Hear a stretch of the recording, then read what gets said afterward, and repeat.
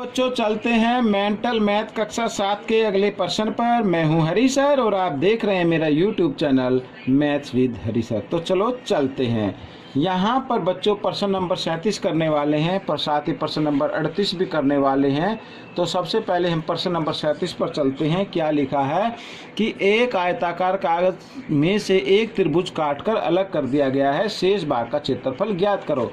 तो ये आयताकार है, ठीक है। बिल्कुल मैं छोटे तरीके से बताऊंगा। यहाँ पर ये मैंने बना लिया है और इसमें से मान लीजिए यहाँ पर ये मैं एक त्रिभुज बना देता हूँ इस तरीके से, और ये इसकी ऊंचाई हो गई बच्चों, ताकि आप आराम से निकाल सके। 10 बाई 10 का ये है, 10 सेंटीमीटर ये आधार आ गया और 10 सेंटीमीटर ही क्या है इसका, ये शीर्षलंब है, ठीक है। तो ये 20 सेंटीमीटर इसकी है लंबाई और चौड़ाई इसकी 15 सेंटीमीटर इस तरीके से, ठीक है। तो आइए करना शुरू करते हैं। तो सबसे पहले आपको क्या करना होगा, पहले पूरी आयत का क्षेत्रफल ज्ञात करना है। आइए कर लेते हैं। तो आयत का क्षेत्रफल क्या होता है, लंबाई गुणा चौड़ाई होता है। तो 20 गुणा 15, 15 दूनी 30 और एक जीरो पहले से है तो उसको लगा देंगे, तो ये आ गया वर्ग सेंटीमीटर, ठीक है। ये आ गया बच्चों यहाँ पर आयत का। अब त्रिभुज का ज्ञात करो, ठीक है।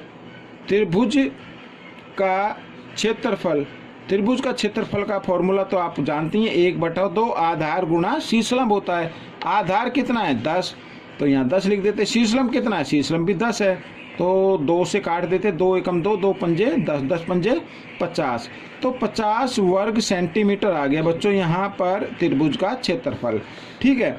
अब हमें यहाँ पर शेष भाग का क्षेत्रफल ज्ञात करना है, तो वो मैं यहाँ पर लिख लेता हूँ। शेष भाग का क्षेत्रफल, तो शेष भाग का क्षेत्रफल कैसे आएगा, आयत के क्षेत्रफल में से,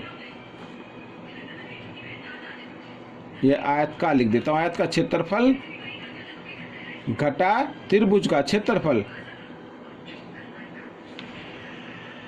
ठीक है।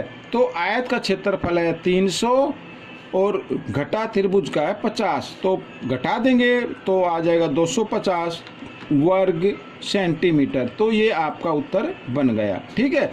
अब हम जो प्रश्न करने वाले हैं वो भी बहुत ही आसान है। प्रश्न नंबर 38 देखिए क्या लिखा है। लिखा है आयत की लंबाई ज्ञात करो यदि दोनों आकृतियों का परिमाप समान है, ठीक है। यहाँ पर मैं दोनों की आकृति बना लेता हूँ, हाथ से ही बना लेता हूँ मैं।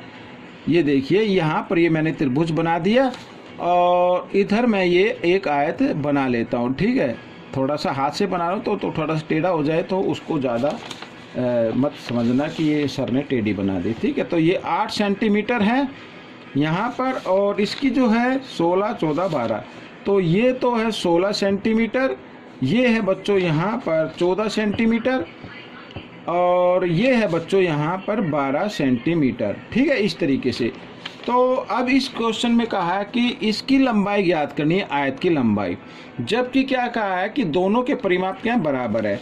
तो यहाँ पर कहने का मतलब है कि त्रिभुज का परिमाप बराबर आयत का परिमाप, दोनों के परिमाप क्या बराबर हैं, ठीक है। त्रिभुज का परिमाप क्या होता है, तीनों भुजाओं का योग होता है, तो 16 जमा 14 जमा 12। और आयत का परिमाप क्या होता है, 2 ब्रैकेट लंबाई तो हमें ज्ञात करनी है जमा चौड़ाई, चौड़ाई इसकी 8 है, ये होता है, ठीक है। तो आइए इनको जमा कर लेते हैं। 6 और 4 10 और 2 2, 12 का 2 का हासिल 1 2 3 4, 4 आ गया। तो बच्चों ये 2 इधर गुणा में इधर लेके आएंगे, भाग में आ जाएगा, तो लंबाई जमा 8 ये बच गया। 2 से इसको हमने भाग कर दिया तो 2 दूनी 4, 2 एकम 2 ये आ गया। आप चाहे तो इसको इस तरीके से भी लिख सकते हैं यहाँ पर, ठीक है, ऐसे।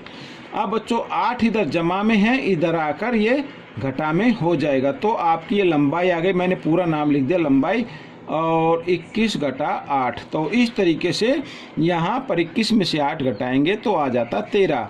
तो 13 सेंटीमीटर इसकी लंबाई आ गई बच्चों यहाँ पर, और ये ही आपका उत्तर है। तो बच्चों ये प्रश्न कैसा लगा मुझे ज़रूर बताएं, और इसमें से सीखकर आपको दूसरों को ज़रूर सिखाना है। मिलते अगले भाग में, तब तक आप प्रैक्टिस करते रहें।